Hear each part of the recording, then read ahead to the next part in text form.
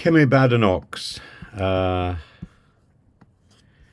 badenoch's success yesterday. It would be remiss of me not to deal with it today. I mentioned it yesterday when it happened, and I had a long chat with a friend who'd been involved in the Conservative Party afterwards, and he said that he'd observed my comments and didn't think I was terribly happy. Would I have been happier with Jenrick? No, not remotely. Her victory over Jenrick in the Conservative leadership race marks a significant shift to the right for the party, reflecting her appeal to the base, to one particular part of the base. I mean, she's been elected with the smallest majority ever in the Conservative Party, through a mix of cultural conservatism, economic liberalism, indifference, exhaustion, reflecting her appeal and defiant stand against what she calls woke politics.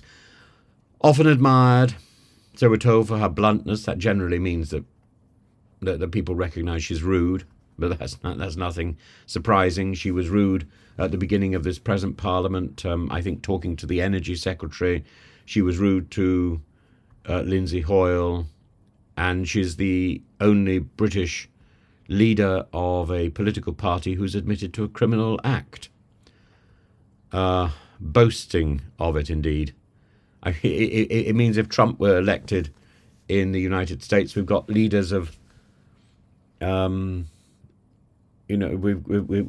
got political leaders in both countries now who have a de facto criminal past.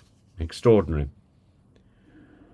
Somebody who says they've got a direct approach is simply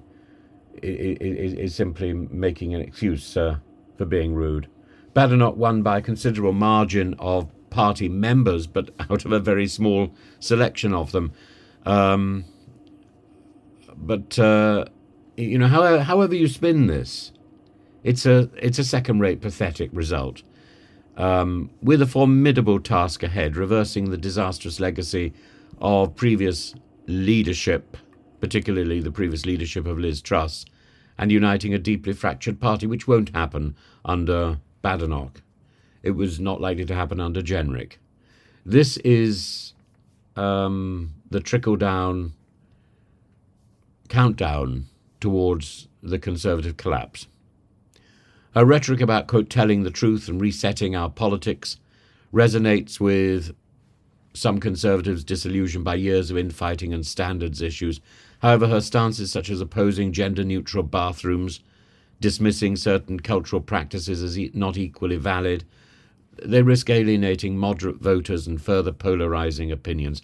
Her victory, therefore, positions the Tories to focus on core right-wing issues: immigration, scepticism about climate goals, low tax, free market. With comparisons to Margaret Thatcher, or at least to the BBC impression of Margaret Thatcher, Badenoch assumes the mantle of a leader with a mandate to shake up not only the party but also Conservative approaches to governance. Yet with a Labour government in power, she faces the formidable challenge, especially considering her limited appeal beyond a very, very small part of the Tory base. As the first black woman to lead a major UK party, Badenoch's ascent is historically significant. It's glass ceiling breaking. However, her success will depend on whether she can broaden the Conservative message to a public now sharply divided on cultural issues and increasingly wary of economic inequality.